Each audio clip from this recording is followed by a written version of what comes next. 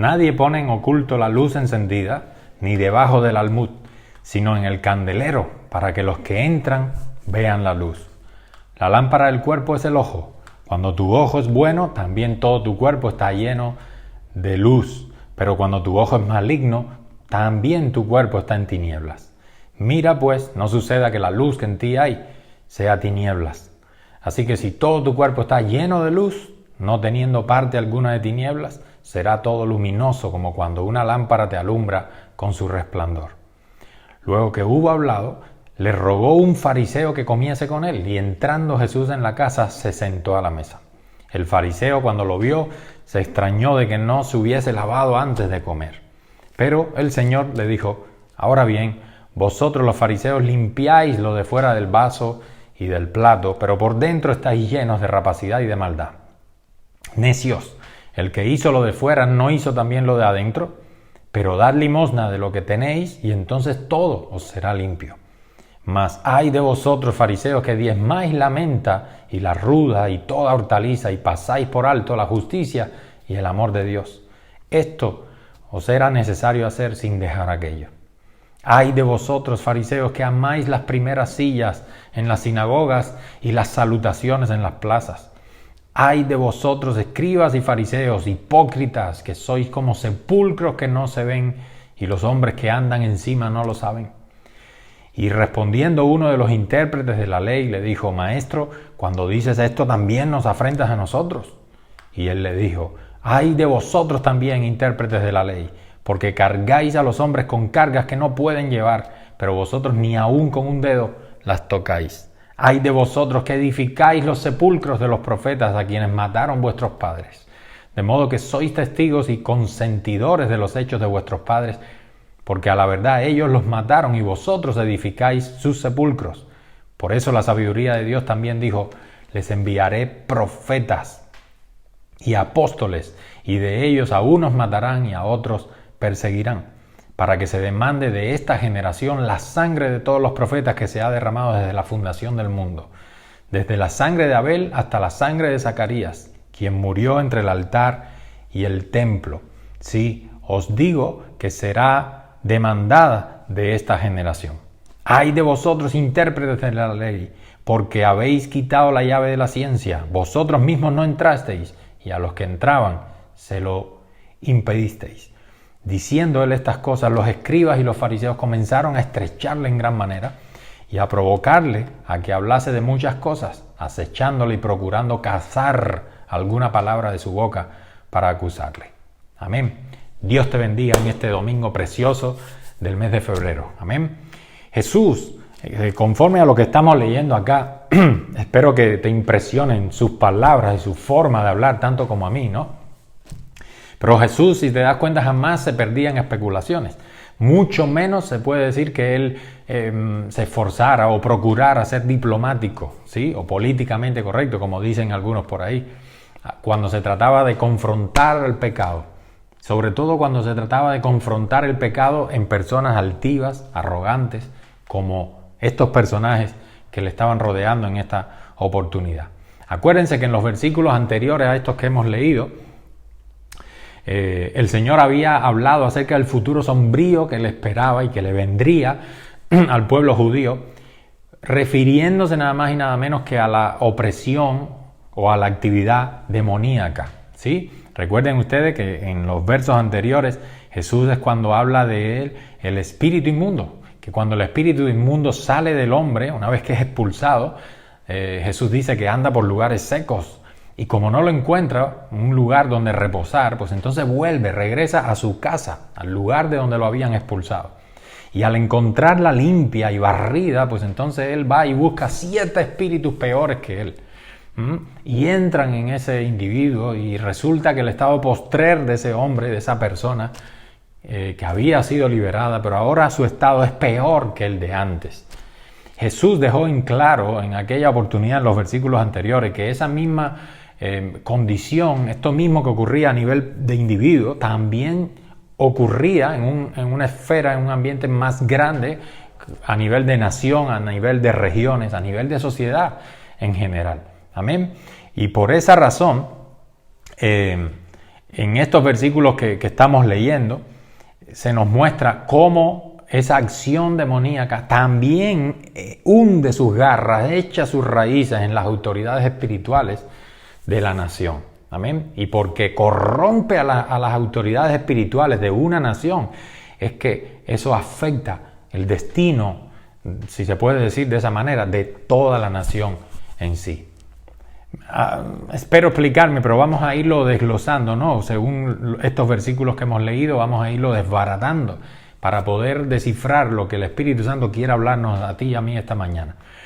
Las autoridades espirituales, entiéndase, cuando digo autoridades espirituales, en este contexto me estoy refiriendo a los fariseos y a los escribas, o a los intérpretes de la ley, que están rodeando aquí a Jesús en esta conversación. Se supone que esas autoridades espirituales de la nación judía, del pueblo judío, deberían arrojar luz a todo ese pueblo, a toda esa sociedad. Cuando digo de arrojar luz, me refiero a que deberían ser ellos los guías espirituales de toda una nación. O sea, las personas encargadas de enseñar y de procurar que cada habitante de la nación de Israel pudiera tener un encuentro, pudiera tener una relación con el Dios de Israel.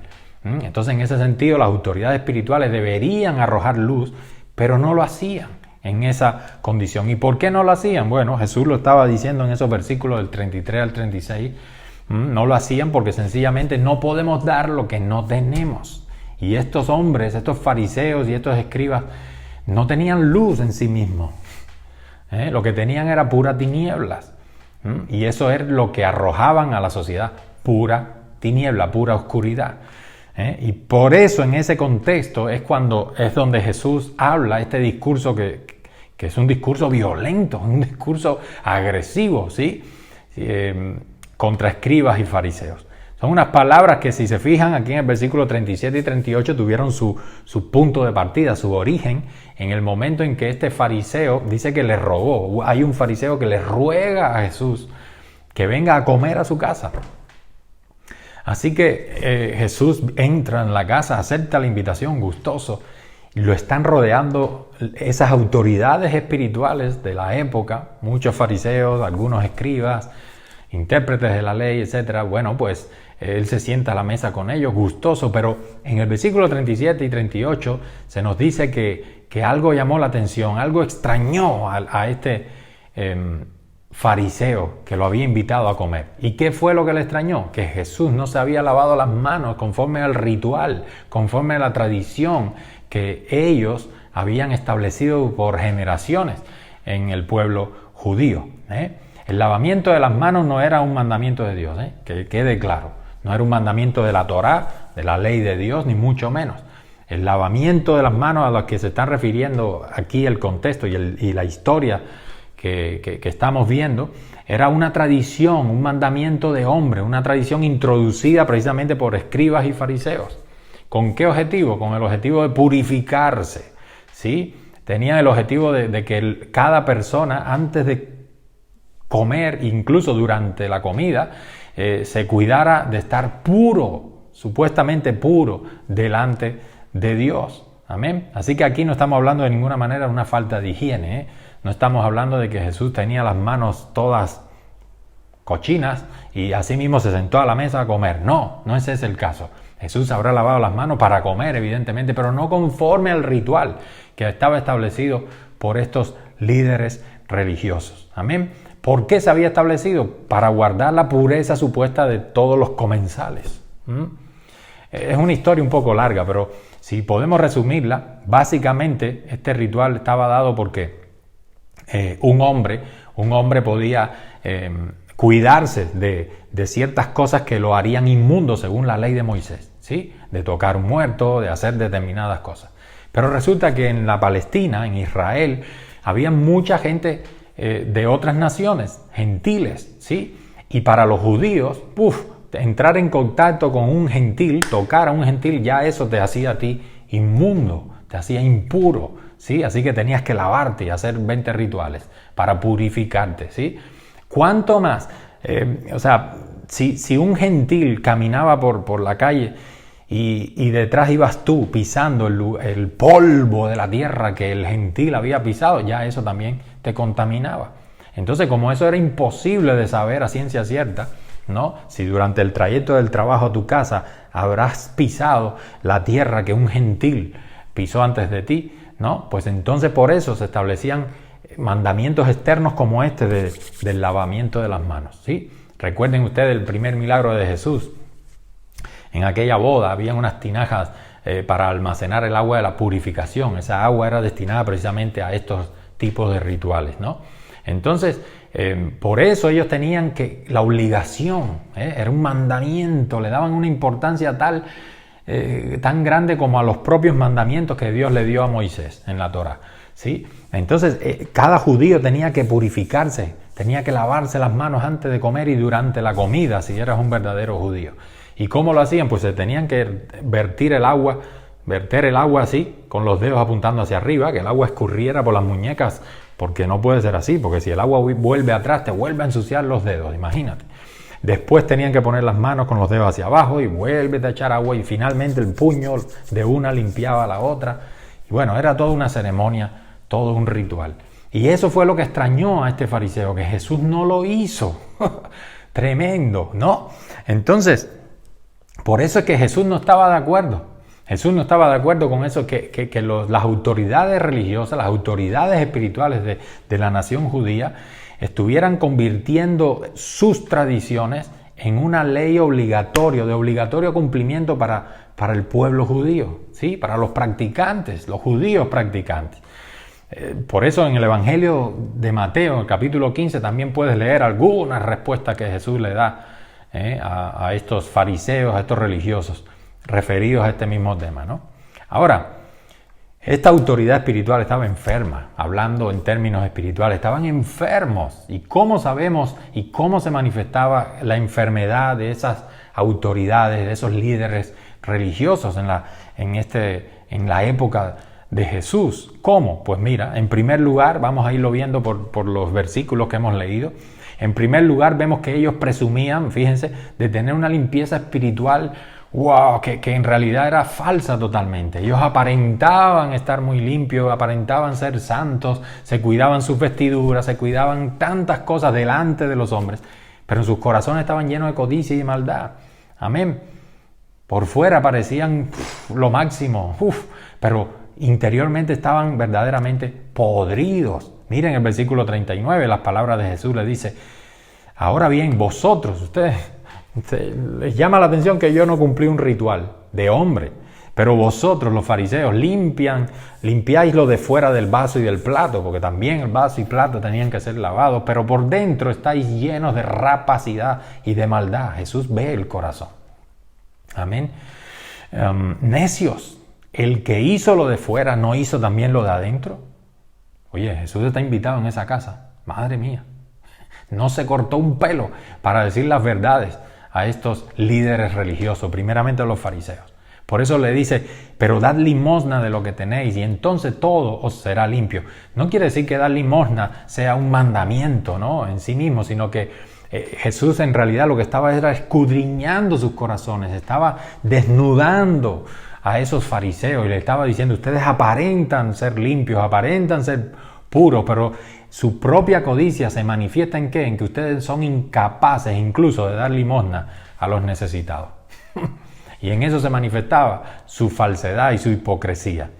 Alabado sea el nombre de Jesús. Amén. Que esa santidad era externa, pero sus corazones estaban llenos de rapacidad y maldad, como les dice.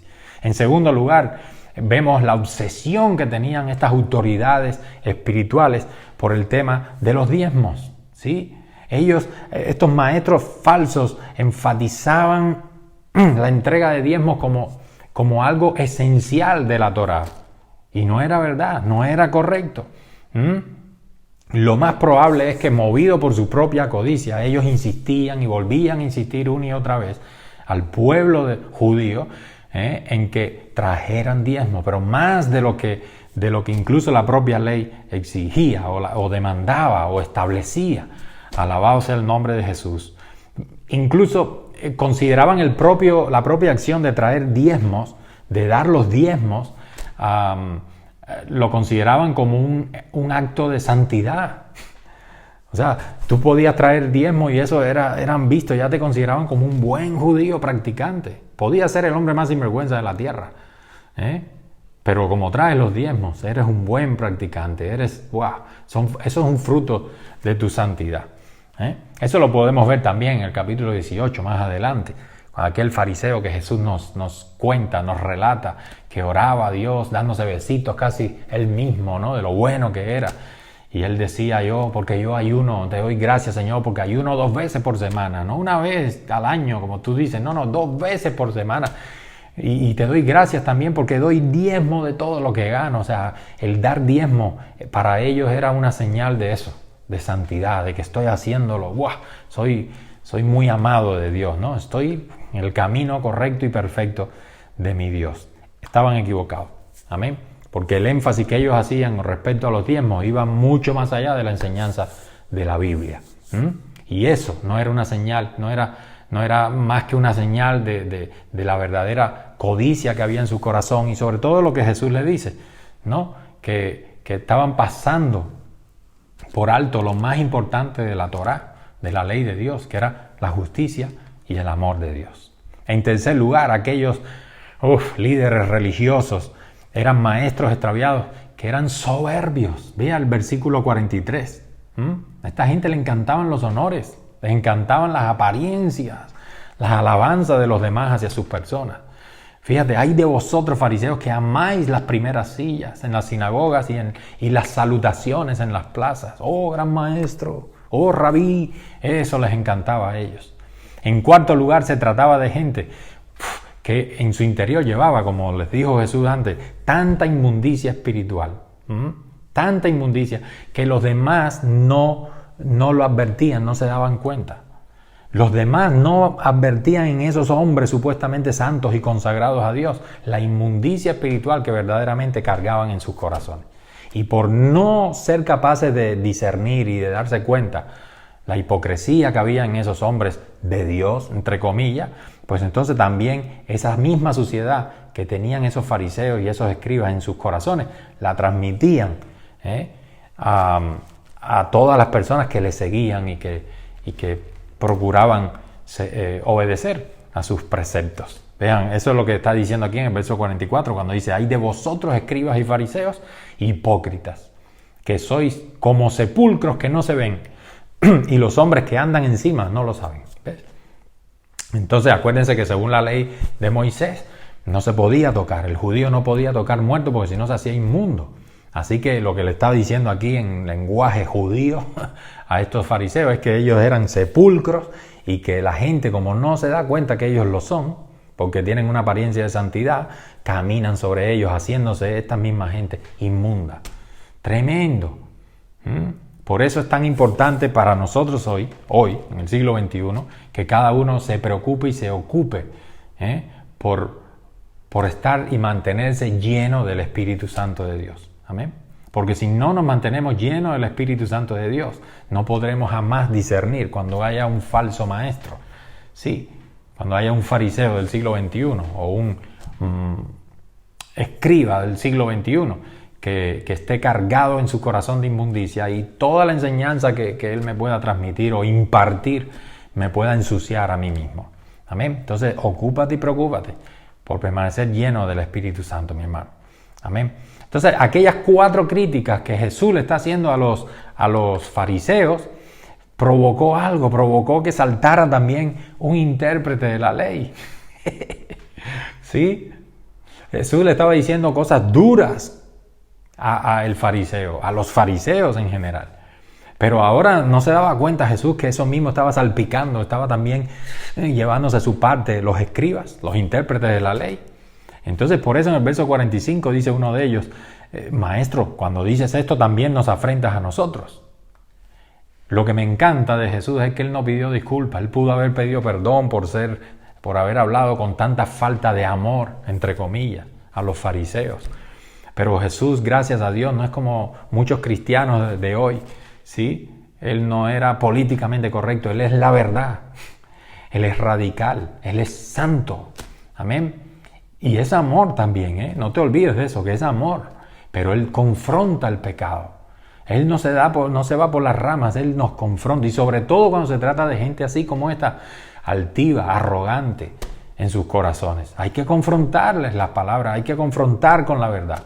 Y Jesús no se anduvo por las ramas, sino que todo lo contrario. Fíjate que carga también contra los escribas, contra el intérprete de la ley. Le dice, en primer lugar, que ellos eran, ahí en el versículo 46, que ellos ideaban interpretaciones de la ley de Dios que en realidad asfixiaban a los seres humanos. Mira, versículo 46 dice, hay de vosotros también, intérpretes de la ley, no solo los fariseos, ustedes también. Ya dije lo que pienso y lo que sé de los fariseos y ahora voy a decir lo que pienso y siento de ustedes. Hay de vosotros, intérpretes de la ley, porque cargáis a los hombres con cargas que no pueden llevar, pero vosotros ni aún con un dedo las tocáis. Tremendo. Amén. Debido a la forma en que ellos interpretaban la ley de Dios, estos expertos imponían cargas pesadas sobre la gente, ¿sí? Tenían muchísimas, miles de leyes que partían de la interpretación que ellos le daban a lo que Dios le había hablado a Moisés. Amén, a la verdadera ley de Dios. Entonces, por ejemplo, el sábado había montones de prohibiciones y entre ellas no se podía hacer un nudo. No podían hacerse nudos en las cuerdas ni en los cordones si tuviera zapatos, ¿no? O las sandalias, si alguna sandalia tuviera correas, pues no te puedes hacer un nudo. Sin embargo, a la mujer sí se le permitía hacer un nudo en el cinturón de sus vestiduras. Así que eso quiere decir que si tú necesitabas sacar agua del pozo, no podías sacarla porque no puedes hacer un nudo en la soga, en la cuerda, contra el cubo. No podías sacar entonces el agua, pero la mujer sí podía sacarse su cinturón, hacerle el nudo y sacar el agua con su cinturón. ¿Qué te parece? Cosas como esas. Amén. Esa parece liviana, pero había muchísimas otras más. Bendito sea el nombre de Jesús. Entonces, vemos acá que esta gente que interpreta la ley de Dios, pueden manipular. Lo que en realidad hacen es manipular, usar mal las escrituras. ¿Para qué?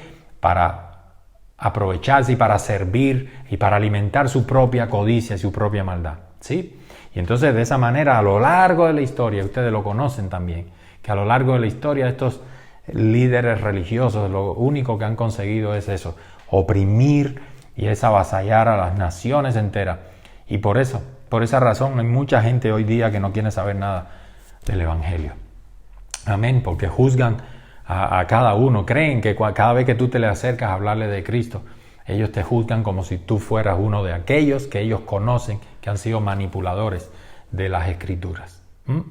Entonces, tremenda es la responsabilidad que tenemos tú y yo como siervos, como ministros del Evangelio. Amén.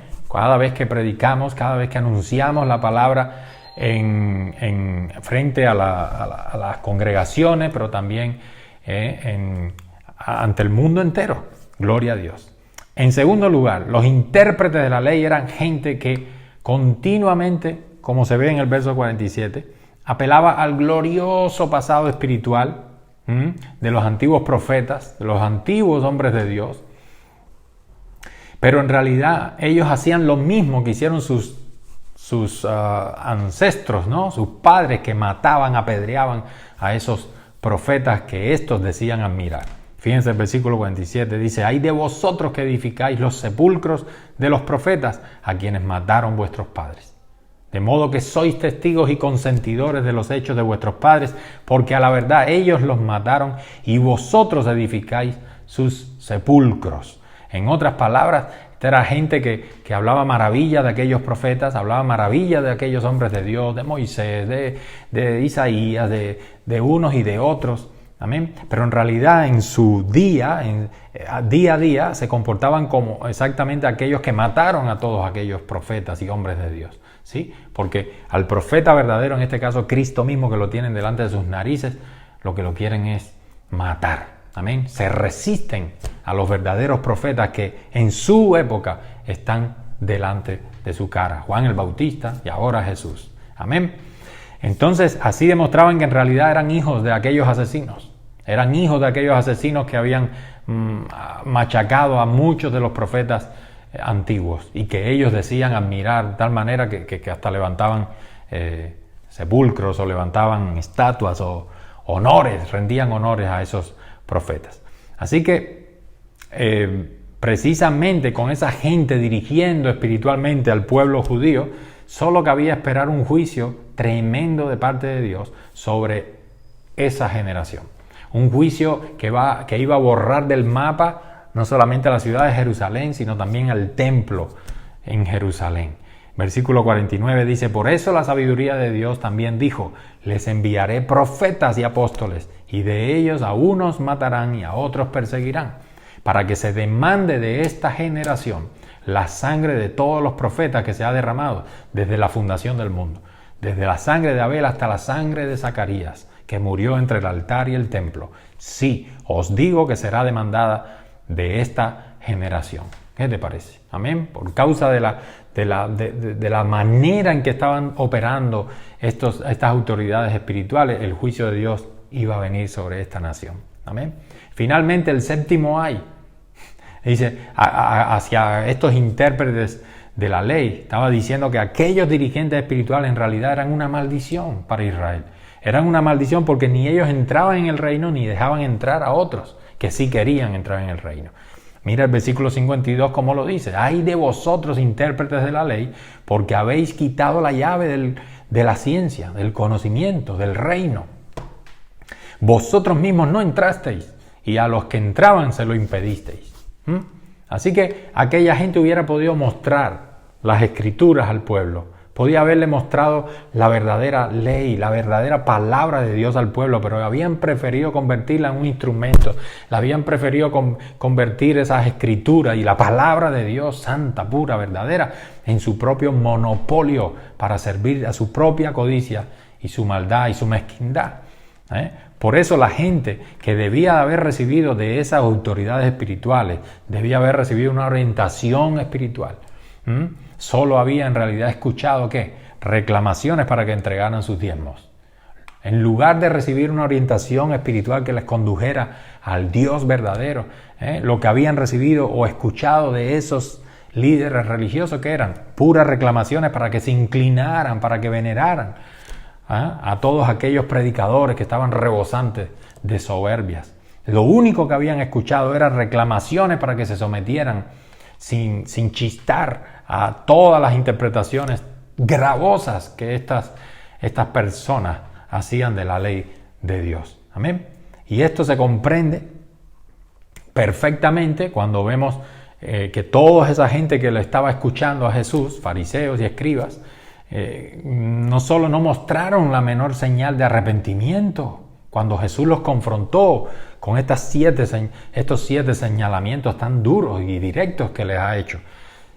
No solo no se arrepintieron, sino que saltaron sobre Jesús. Procuraban buscar en él una palabra, empezaron a hacerle 1000 preguntas para procurar que Jesús dijera algo, que de verdad fuera algo en contra de la ley de Moisés, para acusarle de hereje y de falso profeta. En el versículo 53 dice: diciéndoles él estas cosas, los escribas y los fariseos comenzaron a estrecharle en gran manera y a provocarle a que hablase de muchas cosas. Mi hermano, no sé si te das cuenta que estas palabras de Jesús, como todas y cada una de sus palabras en toda la Biblia, son tan actuales para nosotros hoy. Amén. Son tan actuales. Creo que hoy, en estos tiempos que tú y yo, que a ti y a mí nos tocan vivir, los dirigentes espirituales, fíjate que pongo comillas, los maestros, los intérpretes de esta generación nuestra, se deben examinar con sinceridad. Se deben examinar con sinceridad. Y fíjate que pongo esos calificativos de dirigentes espirituales, maestros, de intérpretes, entre comillas, porque tenemos que recordar lo que Jesús dice de este punto. Fíjense el versículo Mateo, capítulo 23, versículo 8. Jesús les dice: pero vosotros no queráis que os llamen rabí, maestro, porque uno es vuestro maestro, el Cristo. Y todos vosotros sois hermanos, todos sois hermanos. Así que nadie llame maestro a nadie. Y no llaméis padre vuestro a nadie en la tierra, porque uno es vuestro Padre que está en los cielos. ni seáis llamados maestros, porque uno es vuestro maestro, el Cristo. Así que creo que esto está súper claro. Amén. Gloria a Dios. Por eso si te encuentras con algún ministro del Evangelio que con soberbia, con arrogancia, se ensalza a sí mismo, cada vez que habla se ensalza a sí mismo en lugar de darle la gloria a Dios. Si te encuentras con un ministro del Evangelio que osa exigirte o imponerte que le llames a él por alguno de estos títulos, llámame maestro, no me digas Tony, a mí me llamas Padre, porque por mí es que tú conociste a Cristo, así que soy tu papá espiritual. Llámame Padre, llámame Maestro, llámame Arcángel, como dice algún loco por ahí. Si te encuentras con un ministro del Evangelio con esta actitud, oye, huye, corre, salte de ahí a la velocidad de un cohete. Alabado sea el nombre de Jesús, porque lo único que tienes ante ti no es un ministro del Evangelio, lo que tienes ante ti es un sepulcro blanqueado, repleto de huesos asquerosos en su corazón. Amén. Y estoy tratando de hablar claro como Jesús habla claro aquí. Así que nadie puede decir que las palabras que estoy diciendo son duras, porque más duras yo creo que son las que Jesús le dijo a estos fariseos y escribas hipócritas. Amén. Así que mi hermano, en este día yo te animo y te exhorto a que nos examinemos con sinceridad a la luz de este texto que hemos leído en esta mañana, de todos estos versículos que hemos leído acá. Estas 7 cuestiones con las que Jesús confrontó, estas 7 verdades que Cristo le dijo a estos fariseos y a estos escribas o intérpretes de la ley, son las mismas que nosotros debemos cuestionarnos a nosotros mismos, examinarnos. Por ejemplo, ¿será que somos gente cuya pureza espiritual es externa o es interior? ¿Será que de verdad somos puros interiormente, puros de corazón, o que solamente aparentamos ser? Cuando vas a la iglesia, cuando te congregas con los hermanos, con la gente que te conoce, con la gente cristiana, aparentas ser una santidad que en realidad no tienes en tu corazón. Nos estamos caracterizando por exigir diezmos y dinero a toda hora, en lugar de centrarnos y enfocarnos en dirigir al pueblo, en dirigir a la gente a lo más importante, que es la justicia y el amor de Dios. Somos personas que nos engrandecemos a nosotros mismos. Como el ejemplo que ponía ahorita, ¿no? Que le exigimos a la gente que nos llame papá, que nos llame de una manera o de otra, con títulos increíbles. O somos personas que amamos la adulación, que nos saluden, que por el contrario, que nos ensalcen, que nos tiren 20,000 halagos. O por el contrario, somos de aquellos que colocan a Dios en el primer lugar. Amén. Que reconocen que cuando la gente viene, porque es normal, la gente te ve a ti predicar un mensaje poderoso y vienen a ti a adularte. Pero ¿qué haces tú con esa alabanza? ¿Te la quedas para ti, robándole la gloria a Dios? ¿O les haces ver a ellos que la verdadera alabanza se la deja Cristo, que a través de ti es quien ha ministrado a sus vidas? Eso es importante, mi hermano. Examinémonos para que no seamos hallados como estos fariseos hipócritas y estos intérpretes de la ley a los que Jesús repudió. ¿Somos el tipo de gente que mejora espiritualmente a otros? ¿O será que, por el contrario, ensuciamos con nuestras enseñanzas la vida espiritual de los demás, como hacían esta gente? ¡Qué fuerte! ¿Somos personas que enseñamos la libertad del Evangelio o por el contrario nos comportamos como los intérpretes de la ley que Jesús está señalando acá, que no dejan de poner cargas y más cargas? No te rías, no te vistas así, no te pongas esto, no te pongas lo otro, tienes que hacerlo así, tienes que hacerlo de esta manera. Dios, somos de aquellos que repiten en sus vidas el ejemplo de los profetas y apóstoles y siervos de Cristo del pasado. Que vivimos como Pablo, que vivimos como Cristo, que vivimos como un Daniel, como un David. Gloria a Dios, como hombres y mujeres conforme al corazón de Dios, o sencillamente somos de los que mencionan a esas grandes personalidades, pero en realidad nuestras vidas no reflejan ni un ápice de lo que ellos fueron ante los ojos de Dios. Y por último, somos un canal para transmitir el conocimiento, la ciencia de Dios, el conocimiento de la Biblia. O por el contrario, somos de aquellos que, como Jesús le dice a este escriba, ni reciben la palabra, ni tampoco la enseñan a otros para que conozcan al Dios verdadero. Ojalá y en esta mañana todos recibamos esta palabra, este mensaje, como de parte de Dios. Amén. Ojalá reaccionemos con responsabilidad y también con muchísimo temor de Dios en nuestros corazones. ¿Por qué? Porque si hoy los dirigentes espirituales, y cuando digo dirigentes espirituales no estoy hablando de pastores y de líderes, estoy hablando de cada persona que ha nacido de nuevo. Porque quizás tú digas, bueno, yo no soy dirigente espiritual porque yo soy uno más en la iglesia. No, tú no eres uno más en la iglesia. O sí, eres uno más en la iglesia. Todos somos unos. Gloria a Dios en la iglesia. Pero ya eres útil en las manos de Dios porque el mismo Espíritu de Dios que está sobre tu pastor está también sobre ti. Gloria a Dios. Acuérdate que ninguno llame maestro al otro. ¿Por qué? Porque todos ustedes lo que son, ¿qué? Hermanos. Sois hermanos los unos de los otros. Hay un solo maestro y ese es el Cristo. Alabado sea el nombre de Jesús. Entonces, si los dirigentes espirituales que somos tú y yo, los que hemos nacido de nuevo, si los dirigentes espirituales de esta generación somos como aquellos escribas y fariseos que estamos leyendo aquí, entonces esta generación de dirigentes espirituales que somos tú y yo necesita con mayor urgencia que nunca volvernos a Cristo, volvernos a Dios. ¿Por qué? Porque su juicio va a caer inevitable e irremisiblemente sobre cada líder espiritual, que eres tú y que soy yo. Aunque ellos intenten acabar con todo hombre y con toda mujer que como Jesús les confronta, ¿sí? Con esta verdad que estamos predicando en esta mañana. Aunque ellos se levanten contra todo hombre y mujer de Dios, verdadero discípulo de Cristo, que se oponen a esas falsas enseñanzas, el juicio de Dios caerá sobre ti. Así que en esta mañana yo te digo una vez más, arrepiéntete, examinémonos a la luz de esta palabra que hemos recibido hoy. Estas 7 verdades que Cristo le ha dicho a fariseos y a escribas y a intérpretes de la ley, ¿no? Y seamos humildes de corazón, seamos humildes, sencillos de corazón. ¿Para qué? Para reconocer lo que nos toque reconocer y nos arrepintamos y nos volvamos a Dios. Amén. Otra vez te voy a decir las mismas palabras que Jesús repitió varias veces en las Escrituras.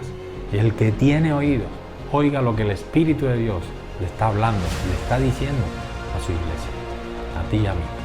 Que Dios te bendiga y que tengas una semana poderosa y que puedas manifestar verdaderamente la luz de Cristo. Que la luz que hay en ti sea verdadera, la verdadera luz de Cristo y no sea pura tiniebla, de hipocresía y de maldad. En el nombre de Jesús te bendigo y le doy gracias a Dios porque sé que su palabra dará fruto en tu vida.